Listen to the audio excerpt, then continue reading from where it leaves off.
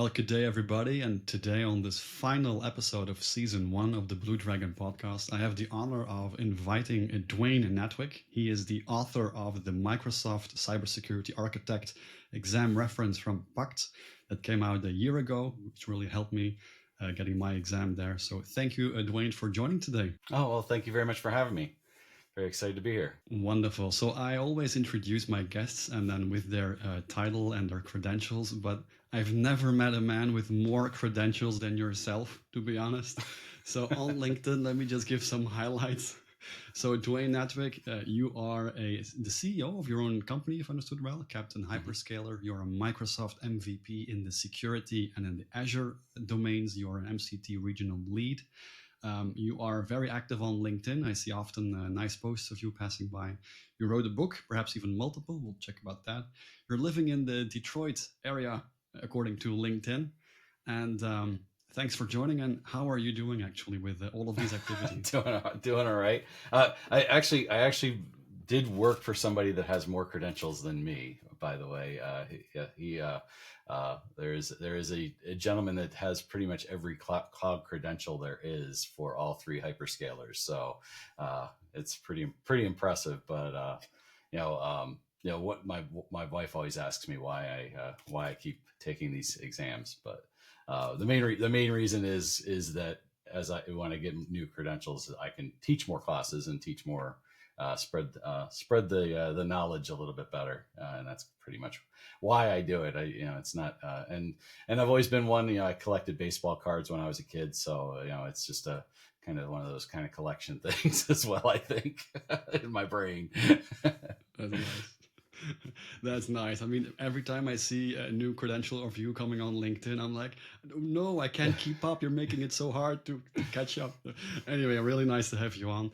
And for those of us who don't know you yet, can you take a minute and just describe your background and how you ended up writing a book on the cybersecurity architect exam? Yeah.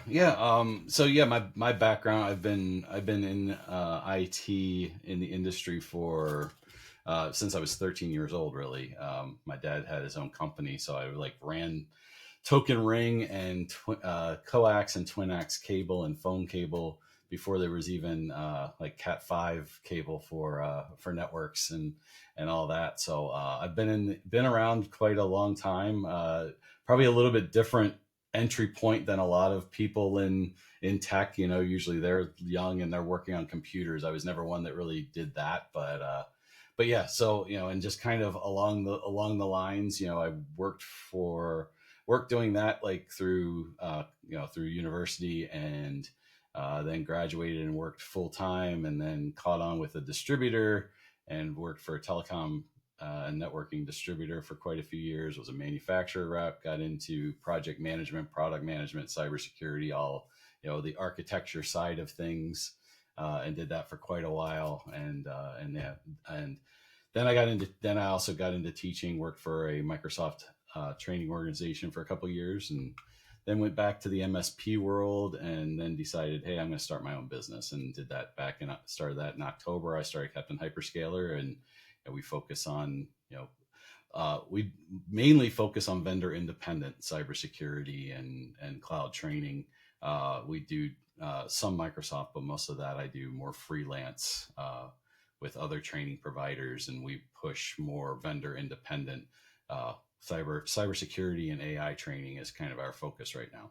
And around the Yeah, book from wonderful. the book standpoint, I was approached by Pact Publishing to first books I actually published with them were the identity and access associate certification, and the security compliance and identity fundamentals courses. And then as I was finishing those, I kind of said, hey, the SC100 was on its way out, about to be released, and I'm like, I'd really like to write that book. So I kind of requested to write that book just to kind of put a bow on kind of the series of fundamentals, associate, expert kind of aspect to my authoring portfolio. That's nice. That's really nice. I really enjoyed it. I picked it up, I think, last year in June or May. And then I studied it, and then last December I did the first time the cybersecurity and passed. So I'm really happy with that, thanks to your book. But Great. how does it Well, feel when you write a book? It congratulations is and thank you. published, and then yeah, thanks. So how does it feel when you write a book and you get it published, and then Microsoft changes the name of Azure Active Directory? I know that was a big thing, right? Thankfully the books had been out for a while before they had changed it, but that was that's I guess par for the course with Microsoft. There's always some sort of name change around Ignite, one way or another. So like I said, yeah, the Identity and Access book had been out for quite a while before the change, and this one came out and was out, probably 8 months or so before the change. We're actually Pact is going through a second edition on the SC100 and the 300 right now. So I've got some other authors that are helping out just because I don't have the time to spend on it. But yeah, those second editions will be coming out shortly, and we'll have the Entra ID on in there prominently, especially with the SC300, the IAM one. Probably every page you've got to change some words on it. Exactly. Yeah. So nice. With that said, so you have about over 30 years of experience in the IT, and you have a lot of cloud security as well, a background. How did you see cloud security evolve? And what do you believe are the next significant trends in cloud security architecture? I've been, obviously, like I said, I was a structured cabling person, and also an architect around building, client server networks for a while. And, I've been telling people, ISC2, CISSP, they've been putting out that it's 30 years that credential's been around, and I've had it for 15 of those years. So I've had it for half the time. I got it in 2009, just because I took a course. I was taking a master's degree course, and it was around. The master's degree program was around PMP and CISSP, were the two concentrations, and I went the PMP route, but I took some of the cybersecurity and I really enjoyed it. And so that's kind of how I got into cybersecurity. And then obviously, as I got into cloud technologies and virtualization, obviously the evolution of cybersecurity to that, was obviously logical. So I started doing, as we were doing cloud, obviously constantly looking at how we secure the cloud and what concerns and risks there are, and then just really from the standpoint of doing talks and things like that, I always gravitated towards security, and those are all, those were all anything that I always talk about is have a passion about what you're talking about, have a passion about what you're doing, and that just turned into my passion around what I wanted to educate people on, what I wanted to be involved in.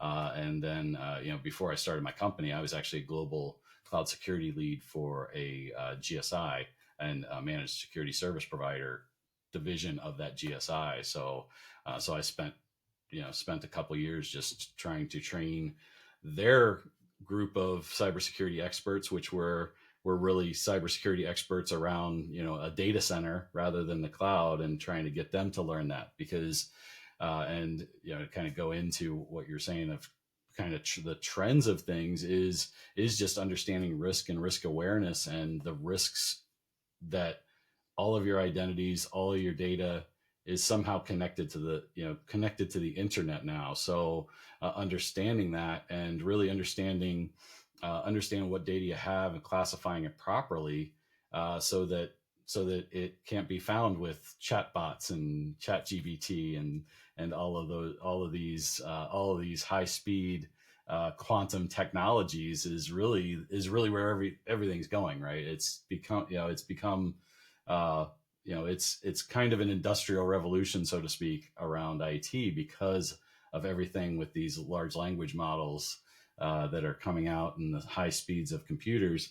It's much more important now for us to understand the risks and understand where the trends are, and where where our data is. If we don't know where our data is, and we don't know what data we have and where it's located, we can't protect it. And that's what I constantly been saying lately is you don't know if you're not monitoring your data, you're not classifying your data, you're not putting labels on your data, uh, you can't protect it. There's no way to protect it. So you don't, the cliche, you don't know what you don't know. If you're not doing your due diligence around around classifying and categorizing your data, there's no way you're going to protect it, and somebody's going to get a hold of it.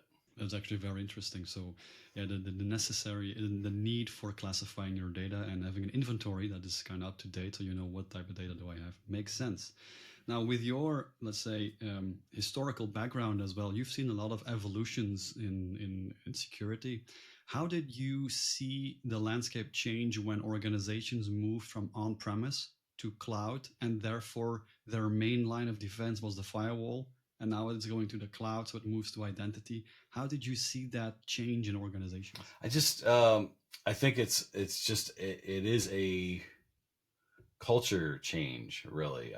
Because where the IT group and the security teams had that control over the information, and the gatekeeper, and we're the gatekeepers of the information, it falls a lot more on the users, and really their diligence. And I speak a lot right now around building risk aware organizations, you know um, and when we talk about things like developing secure applications, or I get, I'll use the buzzword of DevSecOps. I'm not a big fan of that term myself. I always go secure application development. I break it all out because understanding that everything's on the internet, and really like you said before, the first line of defense is identity, and understanding who's accessing that information, how they're accessing that information, that's a big change. And so IT and the security teams don't have as much control over that. And that's why, again, going back to monitoring and classifying and categorizing that information, so you can kind of build that zero trust methodology of making sure that access is properly controlled and properly audited, so that from a defense standpoint, we can understand where our vulnerabilities are and protect those vulnerabilities, make those proper changes, and within our applications through code reviews and things of that nature. It becomes, again, an organizational focus. It's a focus of the developers, it's a focus that are making the applications, and it's a focus on the users to not click that, not to select that link that says that you've been selected to win $1 million, or by the Arab Prince, or whatever it is. So those are all things that everybody's got to understand. Use the awareness of everybody as we move out of on premises to the cloud is the only way that you're going to be able to protect your organization. Interesting there. So the way I look at the last 20, 30 years, even in the 90s when I got my first computer as a kid, there's always a blind spot in security, like, of that time, right? From the 90s to 2005, we were just using HTTP. It wasn't encrypted at all. Then 2005, it got mainstream, let's say. Then we got the era of on-premise to cloud, where organizations just put stuff on cloud but didn't really properly secure it. They're thinking still firewall mode versus identity mode. So that was a blind spot, let's say, the 2015s to 2020, something like that. And now we're in this phase of let's say AI, and everything is getting crawled by AI. What are, in your opinion, some blind spots today with regards to security? I think, again, I think still the user awareness side is quite the blind spot, and that user awareness in terms of AI becomes, makes it that bigger chasm of a blind spot to a degree. We're understanding what you're putting out there and what you might be exposing through prompt engineering and things like that. What are you what's being collected when you're using AI platforms, and those I think are still that unknown, right? We see a lot of the the main the big company CEOs saying the same thing, that we're what we don't understand, and what we're putting we're being a little bit probably naive in what we're putting out there still, and that's I mean I don't think I think it's just accelerated and just becoming larger faster because of the prompt engineering aspects of OpenAI, and ChatGPT and Bedrock and Gemini, and all those AI models that are out there. But it's no different than what Google did years ago with their algorithms in search engines. I mean, I think back to 10 years ago, where you could put your name in the search engine and see what information, what PII of yours popped up. It's no different. It's just even quicker and easier to get that information. And we just got to be more careful on what we put out there, because it's all being fed into these algorithms, and into these prompt engines that everybody's using. So we're putting everything out on Facebook, on Twitter/X, on LinkedIn. We are doing to ourselves what George Orwell talked about back long ago in the book 1984. I mean, I've said this. Me and my wife have talked about it. We've done it to ourselves. We've everything that was in that book. We kind of engineered into it. and so that we just got to be more diligent about what we're putting out there, where we are, and understand that everything's listening. We constantly, my wife talks about, we have a conversation, she opens her Facebook and there's an ad for whatever we were talking about. Those are, sometimes she says there's something that she thought about, and then she says it's reading her mind. I'm like, I don't think we're quite there yet, but we're probably not far. Yeah, interesting. So here in Europe, I mean, Europe is known for the GDPR and the privacy and the consumer protection. Let's say in 2018 it came out, and at the time I was a product manager in a software company. We had to rehaul some features like the right to be forgotten, the right to have a data export of my personal information. We really had to build features to support and be compliant with GDPR. And now Europe is adding in new regulations and more directives like NIS2, the Network and Information Security V2 comes out in October. So everything with privacy, information security, risk management top of mind.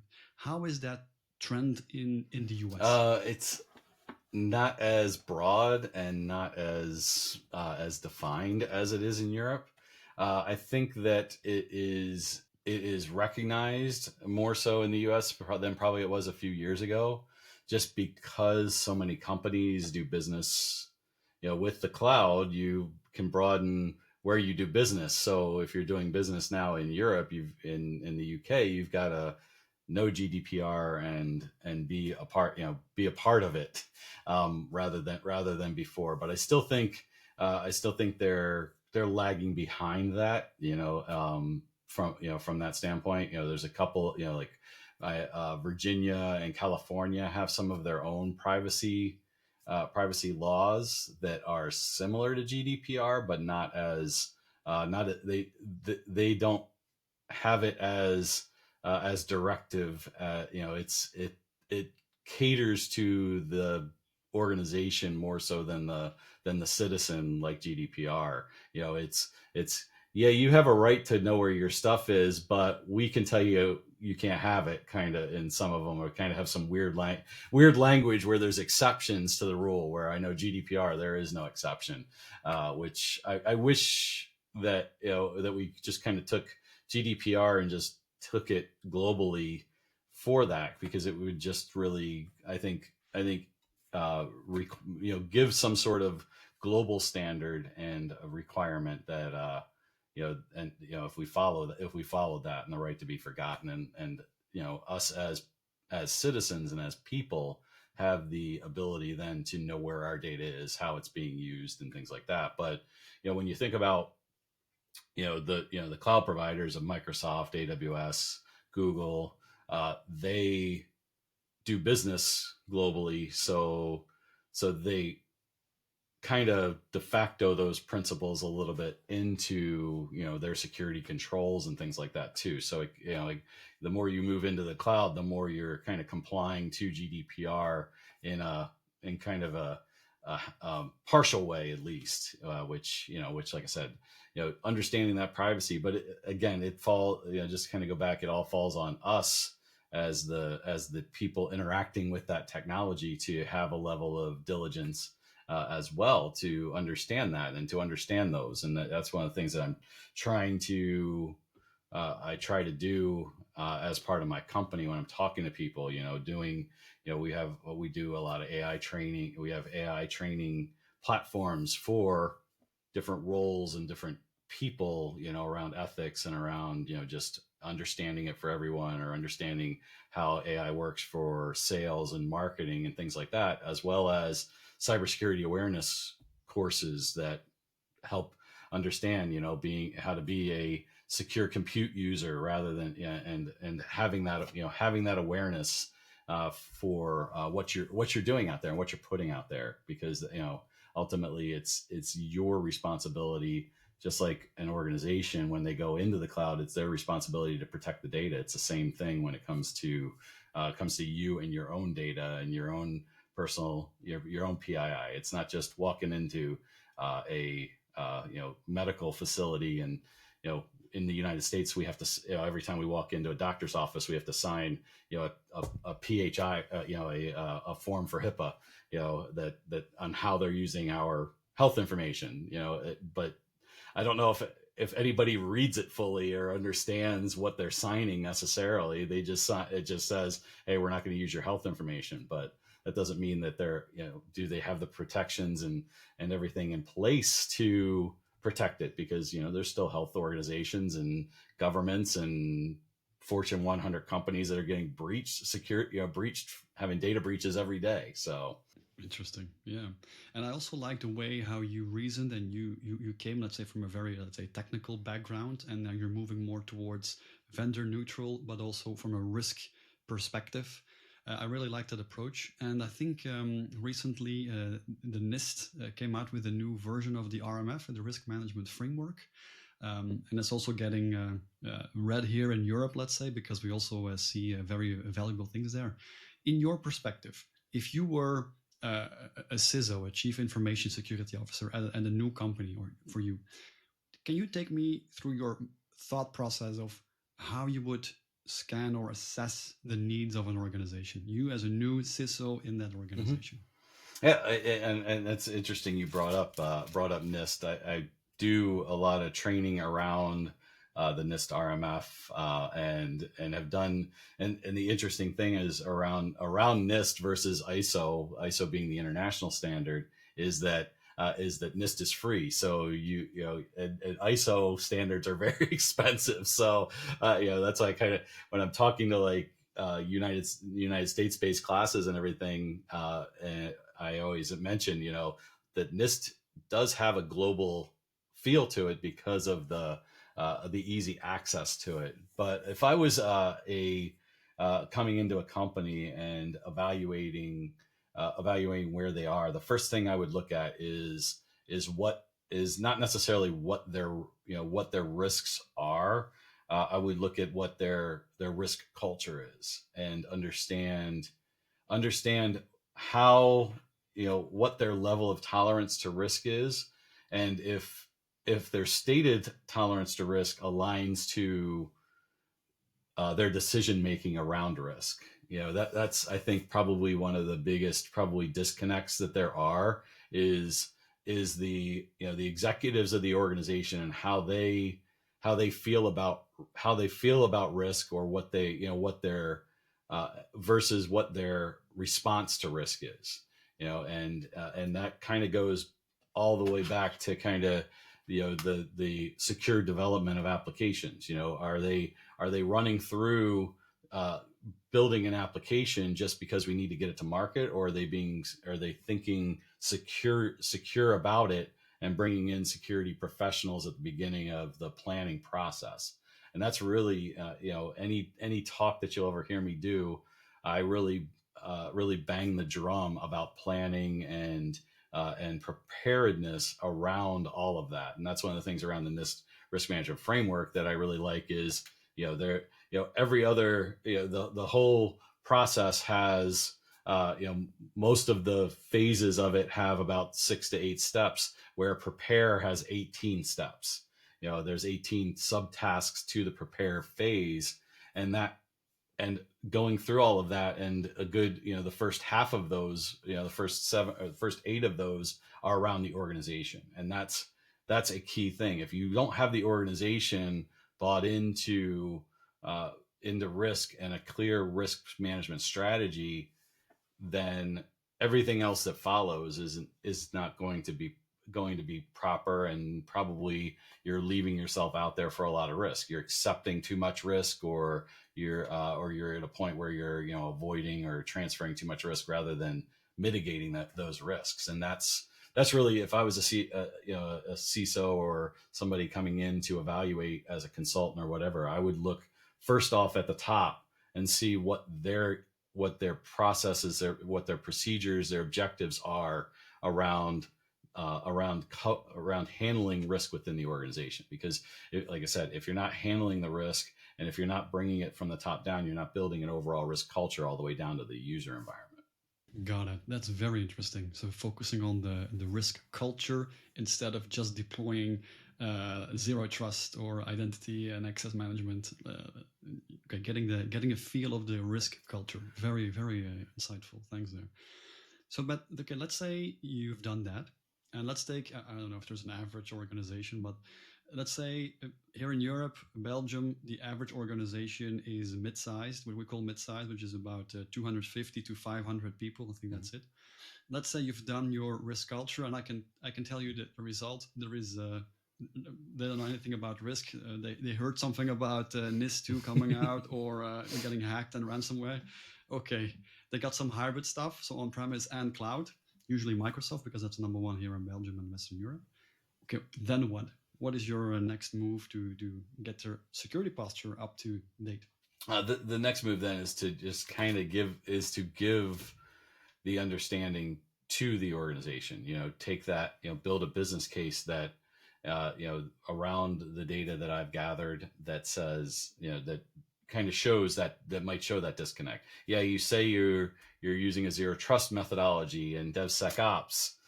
Just because maybe you saw it on LinkedIn, you saw an article or something on, Googled it, or if they're Microsoft heavy, we binged it, right? So those are all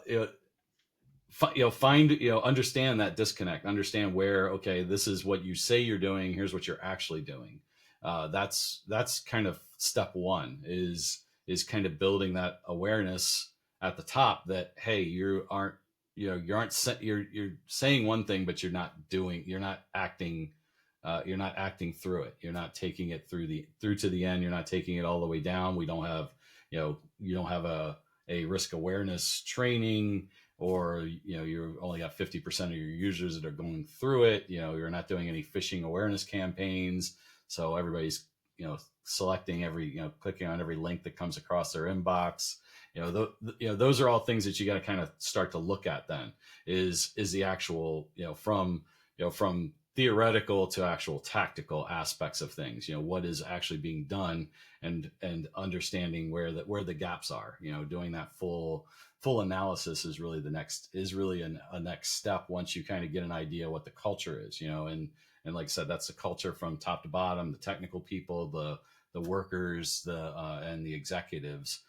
Making sure that all fits, and that they all understand what the mission is, what the business processes are, and if there's and if risk awareness and security are a part of that, are they actually following through on it? Clear.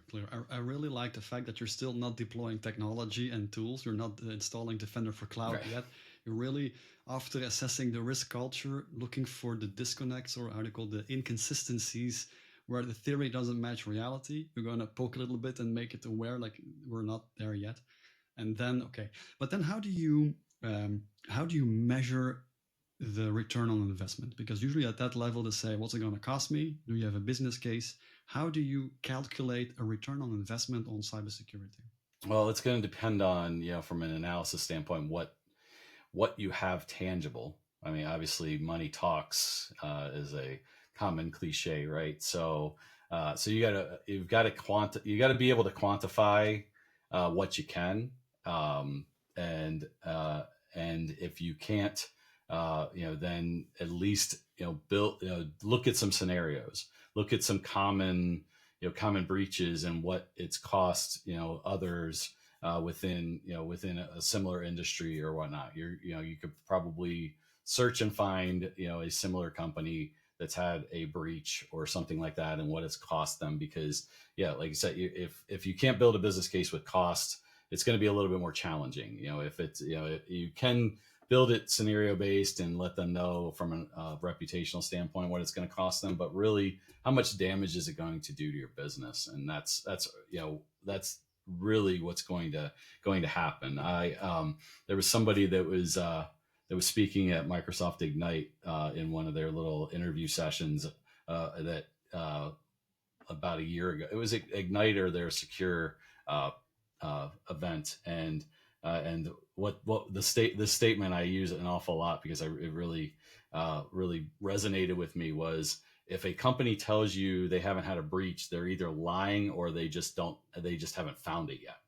Because everybody is ripe for a breach. I show a lot of times when I'm doing a demo, and I bring up, on a Microsoft Lab, generally they've got some sort of dictionary based password that you're putting in for the virtual machine admin, and I immediately get hit with somebody doing a port scan on 3389 and trying to do an attack on my lab environment.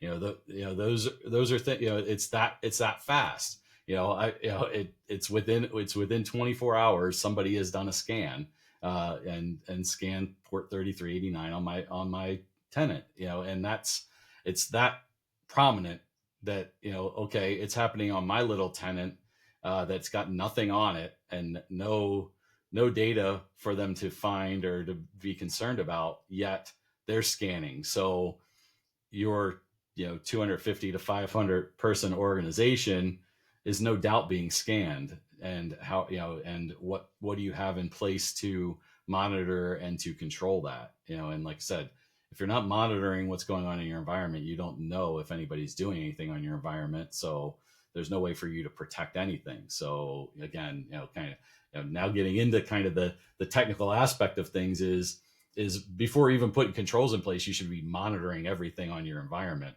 even before you start mitigating and putting controls. Because if you aren't monitoring, you don't know what's even going on. So why are you even putting controls in place? Got it. So that brings me to the next step in our scenario here. So now that you have assessed the risk culture, you have shown them the inconsistencies, you have given a budget, a green light with a nice business case. So let's say you have a budget, it's your first year, you got 12 months to really bolster this company's security. They're willing to do it, but everything is a mess. So percentage-wise, if you have 100% of the budget, how would you divide it between different buckets? Training the people, tools, zero trust. What would those buckets be, and how would you divide them? I think it all depends on prioritizing. You've got to kind of prioritize what those risks are and how you're going to address them. Building a plan of action. Having the prioritized milestones, and having that list of risks and just really prioritizing them.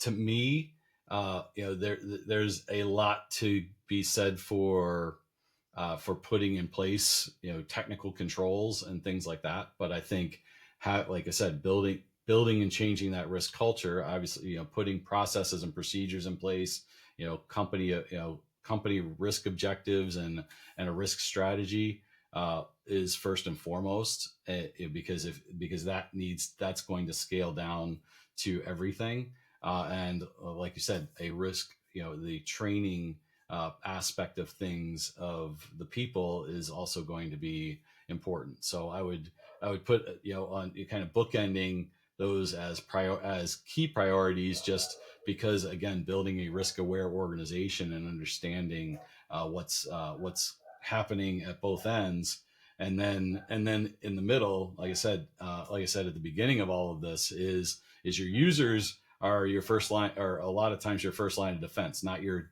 technical controls, your technical people, because they're the ones that are on the internet, they're the ones that are on email, and generally, I recently saw a stat that somewhere around 82% of data breaches happen at the user level. So that should be your key priority of understanding that, putting some controls at the user level to avoid data loss and things like that, like DLP and things like that. But like I said, like we've already hit on, it's not about securing it's not like putting a firewall in place and securing the perimeter anymore. It's really securing the users and the devices. So those kind of would be kind of a key priority, and and it's going to look at what the total cost of ownership is. And one of the things that I've always said is that as Microsoft has continued to evolve, with what they have on Azure and on Microsoft 365, there's a huge benefit to using their tools versus purchasing third-party tools and just kind of plugging in all of these different tools. You can get an awful lot of enterprise grade technology for not a huge investment using Microsoft 365, like Defender XDR and Defender for Cloud and Sentinel and all those things. Got it. Nice. So that brings me to the point that you mentioned Microsoft. I think I read it this week or last week that Satya Nadella, CEO, released an internal memo restating that security is now number one priority. And if you, as a product manager, have to choose between security or a new feature, you choose security. What in your opinion triggered that sense of urgency, and how will it move forward, you think? I think that all goes into the the secure development and the risk awareness of the organization, and that should be every organization's thought is, before we deploy and put an app into production, we need to make sure that it is secure, and that that's everything that I always preach anyway, because around development and DevOps and all of that is you need to put security up at the forefront, and that statement really just accentuates that here's a company like Microsoft that's saying security is priority number one. We're not going to put a new AI service or data service out there, or new features, until we've made sure that it's secure and that it's not going to cause any kind of vulnerabilities to our overall infrastructure. And that's how every organization should really think. So you mentioned earlier that you don't like the term DevSecOps, or it's hyped. You have a different term. What's the different term, and why? I just say it's secure app development. DevSecOps to me feels just more like a marketing term where we stuck security in the middle of DevOps. It doesn't put a priority on it, and generally, if you talk to developers, they feel that it's not necessary at that point. So if you're saying we're doing secure app development, it's no different than security when you're planning anything. At that point, security is in the planning process, and DevSecOps doesn't give me those comfort feelings that somebody's actually putting security in the process of developing an application. They're just kind of throwing it in there. Oh, okay, we're going to do some code reviews, and that's it. But security has to be throughout the entire process. And I know that when you see the DevOps infinity circle, they bracket it with security, but what are you doing at each level and things like that? And that's why it's it's a marketing term. Zero trust is kind of becoming that a little.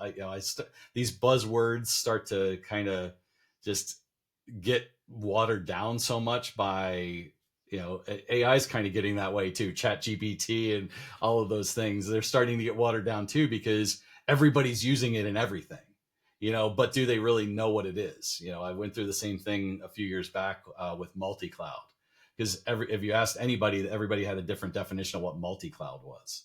It wasn't something, it just became a marketing term. And that's kind of DevSecOps has kind of become that to me, just like, zero trust. They're great things. They're great methodologies, and they should be more understood and defined. But I've always joked with people when I'm doing a talk around secure development, is it should really be sec DevOps instead of DevSecOps. The security needs to be there in the forefront at the start and then throughout. Last but one question then. You are very active in upskilling yourself all the time in different domains. There are many other, let's say, more junior IT professionals who want to do the same. How do you keep up? Do you have some coaching best practices for IT professionals wanting to keep up, but it's going so fast? Like I said, a lot of the times I'm focusing in on areas that I want to teach about and want to learn more about. There's a lot of resources out there. I myself, being somebody that does a lot of in-person training, I think you get a lot more out of in-person training. But if you're looking to upskill, and one of the things that I've talked about on my own podcast is, because we do a podcast my podcast is around just around training and development and career development aspects of things, is always find find something that you're passionate about. Your best way to start learning about technologies that you're interested about is look for local user groups. Local user groups are great because you meet a lot of people that have like-minded thoughts and ideas, but also generally they have meetings every month or a couple times a month where they where somebody's giving a talk on something, so on something cybersecurity or something cloud or something AI. So those are all great things. I know there was a big event in Belgium right last week. Find local conferences and events that are because those obviously have multiple speakers talking about multiple things, so you can find sessions on demand while you're there that you're interested in. Plus, there's usually booths with the latest and greatest technologies that the people at the booths are happy to talk to you about. So, those are all things that I always say are good ways to get started and to kind of get an idea. And from there, find what you're passionate about, because what we need are people that are passionate about what they're doing, not just working as a job, but this is something you want to do on a daily basis and never feel like you're going to get tired of, because those are the people that ultimately are going to be going to continue to grow, continue to evolve, and be the leaders tomorrow, and be on the Blue Dragon podcast talking to you. Wonderful. Last question. What's the future looking for you, Dwayne? Another book, you mentioned, second edition. You have your new company that you started. What's the future looking for you? Hopefully I'm doing a lot of freelance training rather than selling my own courses right now. So I think we're getting really close to starting to really start gaining some momentum. So hopefully that's the case. That's really my goal, is to be a sustainable training organization. We also have a division that we're starting that is a managed security service provider aspect, with the user awareness and phishing awareness built into our packages for services. So we're very excited about that. We're kind of taking Captain Hyperscaler as the training organization, and then that division is Captain Cyberscaler. So They're doing that's the cyber end of things, and again, really some more user training. I'm working with with some leaders as well in terms of building some working with and getting out there some more platforms in terms of cybersecurity for parents and children as well, to understand what the things they need to understand. Just risk awareness, understanding what dangers might be out there as well. May Kepler Brooks is working on one on kind of a training in her area of the world, and we're going to bring it to the U.S. and try and bring it globally as well, so that I do a lot of mentoring.